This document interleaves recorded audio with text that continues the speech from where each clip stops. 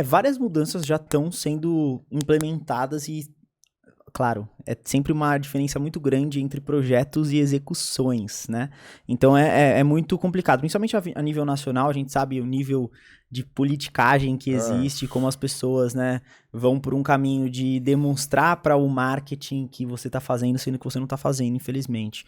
Mas eu super acredito e vejo iniciativas de bastante impacto que estão sendo feitas e que podem realmente ser transformadoras. E empresas que às vezes começam com propostas pequenas, mas que vêm para solucionar grandes problemas. E principalmente as gerações, né? As gerações, elas estão aí para fazer essa diferença. Ontem eu estava até um evento interessante que foi o ENET, que é um evento nacional de escolas técnicas que pessoas, né, crianças, adolescentes que estão no ensino médio durante a fase de aprendizado da escola técnica, eles se reúnem para falar sobre pautas específicas e para propor projetos, produtos, soluções para diversos problemas que a humanidade vem vivenciando, principalmente o Brasil, né? Então, na área da educação, na área da inovação de um modo geral, toda a questão de acessibilidade, que ainda é uma pauta bastante complicada, porque a gente fala muito, mas faz pouco.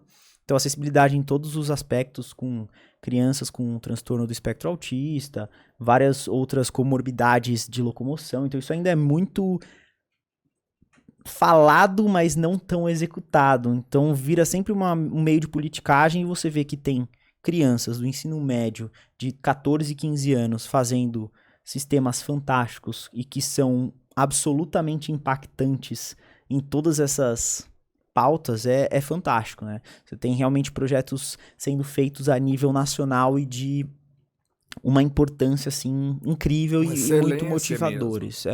Muito motivadores. Sabe o que eu tava pensando exatamente? Educação, assim. Você acredita que a gente pode ser disruptivo na educação? Dá pra gente inovar muito na educação brasileira? Eu acho que sim, pelo seguinte aspecto. Primeiro que, infelizmente, a gente ainda tem uma necessidade de trazer a educação de uma forma tradicional. Então, a gente aprende tudo aquilo que não necessariamente a gente vai usar e de uma forma que não é interessante para o estudante. Vou te dar um exemplo.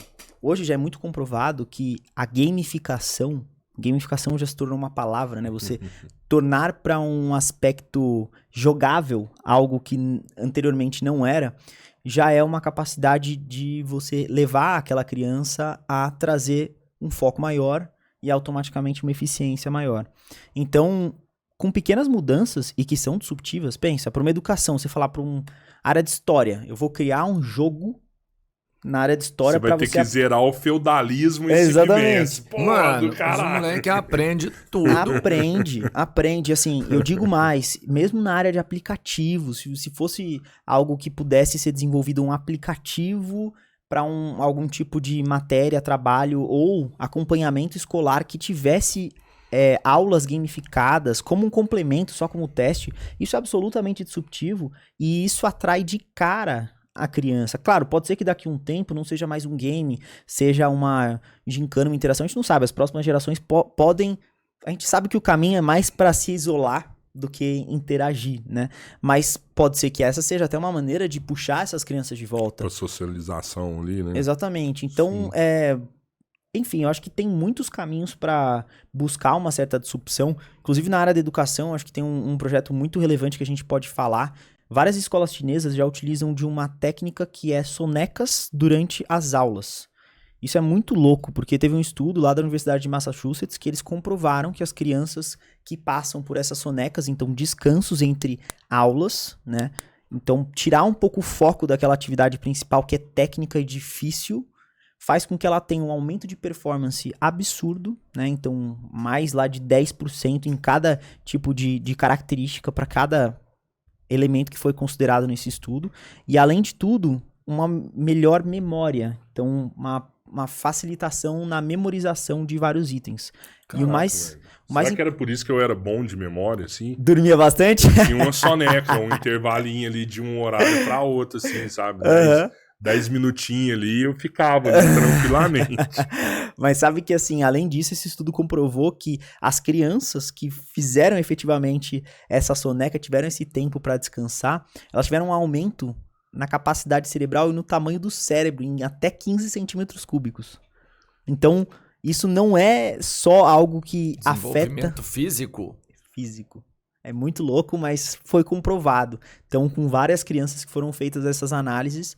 Então, eu acho que são pequenas, às vezes, ações que são para quebrar todos os paradigmas. A gente acha que dormir no ambiente escolar é negativo. Totalmente. Mas isso pode ser positivo. Essas escolas, como eu falei, as chinesas, elas usam poltronas que são praticamente 100% reclináveis. Então, o aluno, durante o intervalo de aula, ele tem lá o tempo que é para parar, descansar, a poltrona vira praticamente uma cama e ele consegue tirar aquele descanso durante aquele período sem nenhum problema e de uma forma totalmente controlada.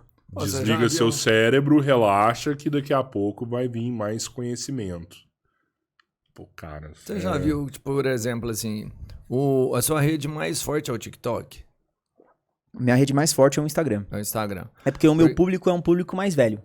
Mas eu falo por ele o seguinte, o TikTok, o seu canal é de muito conteúdo, é informação, é tecnologia, é bem legal.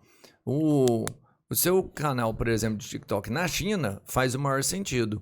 E lá na China, por exemplo, o TikTok de lá não tem dancinha. Eles preparam as pessoas para ter conhecimento legal. Lá é desenvolvimento mental mesmo, né? E aqui no Brasil não tem essa preocupação. É o governo? Você acha que tem alguma coisa? É falta de estímulo? Você diz para o TikTok especificamente? Para tudo. Você não vê investimento, sabe? Igual você falou assim, um projeto desse que você falou, até pra você ter ideia, eu não sabia que tinha das escolas técnicas e tudo mais. Sabe, a divulgação talvez para que tenha estímulo. Por exemplo, eu acho que tem muita gente que tem um projeto legal, um rapaz, um jovem, que nem tá em uma escola, mas que tem uma ideia sensacional. E não tem onde executar isso, não tem como praticar, não sabe onde buscar auxílio, sabe? Assim, sim. se direcionar. Qual é o norte para quem tem boas ideias aqui? Cara, eu acho que é justamente isso, assim, as escolas técnicas, elas costumam ter um foco muito grande em desenvolver e dar mais voz para essas crianças. Eu acho que ainda tem uma trava governamental grande, porque esse tipo de apoio, ele não traz tanto caráter de venda política, né? E infelizmente é assim que as coisas funcionam. Se você for pensar pela lógica, realmente o cara ele não vai investir em algo que vai ter algum retorno para as próximas gerações ou para o próprio desenvolvimento pessoal daquele profissional, daquela criança que está se desenvolvendo, mas que leva muito tempo e que os resultados são a passos de tartaruga. Já tem um sistema funcionando já, né? Eu acredito que se for mudar a escola, se a gente falar, vamos mudar a escola hoje, a próxima etapa que a gente tem que ir não vai ser aceita por quem já domina o meio da educação hoje, né? Por exemplo, eu já ouvi falar que talvez o futuro seja realmente o homeschooling, né? De pegar o aluno de acordo com as qualidades que ele tem, os pontos fortes dele. Vamos explorar aquele ponto forte do aluno em casa, no homeschooling, e depois encontrar atividades para socialização, tipo um teatro, uma educação física, para encontrar um equilíbrio ali. Mas todo mundo que eu ouvi falar do homeschooling condena esse sistema de ensino, você colocar 30 alunos numa sala e ensinar a mesma coisa para todos eles. Eu acho que são dois extremos. Ao passo que você colocar as pessoas todas juntas para explicar, como você mesmo disse, a mesma matéria e de forma não personalizada, pode ser problemático, como e se mostra ser. O homeschooling ele se torna muito solitário. Então eu acho que tem que ter um meio termo. É tipo... Veio a pandemia, as pessoas começaram a trabalhar no home office. Sim. E antes elas trabalhavam presencial. Agora voltou a pandemia, precisa achar um meio termo, porque precisa ter uma interação, Então, em várias etapas, esse tipo de mix, né, não é nenhum nem outro, mas tem uma flexibilidade, ele é importante. Eu acho que o que menos tem hoje na educação nacional é flexibilidade. E eu acho que flexibilidade não é de você liberar as pessoas, as crianças, para conseguirem fazer necessariamente o que elas querem ou o que estão com vontade de fazer, porque eu acho que senão você vai para uma ótica que às vezes pode ser tendenciosa. Você tem algumas escolas que já fazem sistemas de... O aprendizado ele vai de acordo com o direcionamento do aluno. Só que você acaba ficando um pouco distoante do modelo societário que o aluno vai ter que voltar a estar. Então isso não pode ser deixado de lado. Tem, por exemplo, a forma de se entrar na faculdade ainda é por um vestibular, por uma prova que se cobra X conteúdos. Como que você vai desenvolver necessariamente uma criança para como a forma que ela gostaria, se ela chegar no vestibular, ela não vai conseguir ter as matérias personalizadas também daquela maneira. Então, a gente vai ter que mudar a estrutura toda, exatamente. do começo ao fim. Por isso que eu acho que o homeschooling ele pode ser falado, com certeza, mas em alinhamento com a estrutura Sim. principal. Sim. A estrutura principal, teoricamente, tem que vir antes.